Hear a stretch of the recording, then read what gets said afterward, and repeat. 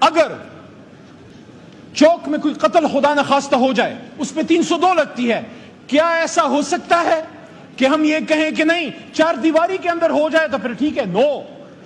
اگر چوک پہ قتل ہے تو چار دیواری میں قتل ہے. اور سب سے بڑا گناہ، سب سے بڑا ظلم اس کائنات میں اگر ہو سکتا ہے وہ حضور صلی اللہ علیہ وآلہ وسلم کی ختم نبوت سے انکار اور قرآن میں تعریف کی کوشش ہے. جو یہ کوشش کرے گا، یہ ایوان، یہ 25 کروڑ عوام ان ہاتھوں کو توڑ مروڑ کے پھینک دیں گے اس سے پہلے کہ عوام نکلے، اس سے پہلے کہ عوام نکلے اور وہ خود انصاف کرے. ہم یہ مطالبہ کرتے ہیں پرزور کہ حکومت پاکستان اس میں اپنی ذمہ داری پوری کرے، سپریم کورٹ اس میں اپنی ذمہ داری پوری کرے. ہم ان کے ساتھ کھڑے ہیں، لیکن جب تک اس کا رزلٹ نہیں نکلتا اور اس پہ قوم کو اعتماد نہیں ہوتا تب تک یہ ایوان جاتا رہے گا. میری درخواست ہے کہ اس ایشو کو آپ اس کے لیے اسپیشل پارلیمنٹری کمیٹی بنائیے، اس میں سینٹ سے محترم ممبران کو لائیے، علماء کرام کو بٹھائیے، ہمیں موقع دیجئے اور وہ پارلیمنٹری کمیٹی تب تک اپنی میٹنگز کرتی رہے اور تب تک وہ کمیٹی اپنی ڈیوٹی کرتی رہے جب تک سپریم کورٹ اپنے اس فیصلے پہ نظر ثانی نہیں کر لے. یہ جو فیصلہ آیا ہے اس کے حوالے سے میں سورہ احزاب کی آیت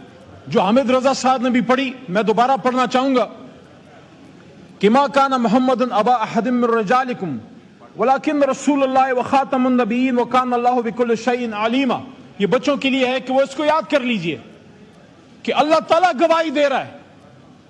اللہ تعالیٰ اپنے قرآن عظیم الشان میں گواہی دے رہا ہے کہ جب ابھی آدم کی تخلیق نہیں ہوئی، کیونکہ قرآن لوح محفوظ میں آدم علیہ السلام کی تخلیق سے 4 ارب سال پہلے موجود تھا، تو حضور نبی کریم صلی اللہ علیہ وسلم کی ختم نبوت کی گواہی اللہ بزرگ برتر آدم علیہ السلام کی پیدائش سے بھی جب ابھی تک کوئی ایک نبی بھی نہیں آیا وہ گواہی دے رہے ہیں. اور حضور نبی کریم صلی اللہ علیہ وآلہ وسلم کی اپنی حدیث کا مفہوم ہے. ابو داؤد میں حدیث نمبر 4252 اور ترمذی شریف میں حدیث نمبر 2219، اور دونوں کا مفہوم یہ ہے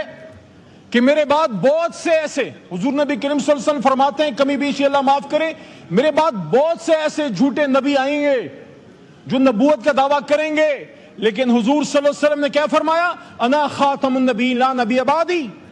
کہ میں آخری نبی ہوں. حضور صلی اللہ علیہ وسلم فرماتے ہیں میرے بعد کوئی نبی نہیں آئے گا. تو ثابت ہوا کہ اللہ کہتا ہے کوئی رسول نہیں آئے گا، آپ آخری رسول ہیں، اور اللہ کے حبیب کہتے ہیں میں آخری نبی. تو نبوت کا بھی دروازہ بند، رسالت کا بھی دروازہ بند، اور اس کے اوپر مہر تصدیق سب کی 25 کروڑ عوام نے اللہ کے 100 ناموں کے نیچے سیوان کے ذریعے. آرٹیکل 260 بڑی لمبی تفصیل ہے، ٹائم ضائع ہو جائے گا، اس میں یہ کلیئر ہے کہ جب تک آپ حضور نبی کریم صلی اللہ علیہ وسلم کی خاتم النبیین کی ختم نبوت پہ یقین نہیں رکھتے آپ مسلمان نہیں ہو سکتے. اور اب ہم نے اس کی حفاظت کرنی ہے، اور اس کے ساتھ ساتھ قرآن عظیم الشان کی بھی اللہ تعالیٰ نے خود اس کا بیڑا اٹھایا ہے.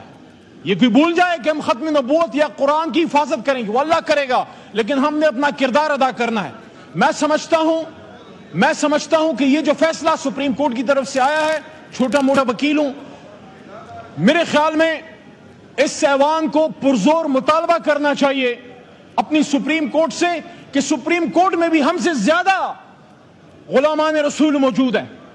ان کو ہم سے زیادہ حضور نبی کریم صلی اللہ علیہ وسلم سے محبت ہے اور ان کی ختم نبوت کی حفاظت کے لیے ہم سے زیادہ قربانی کے لیے تیار ہوں گے. لیکن اس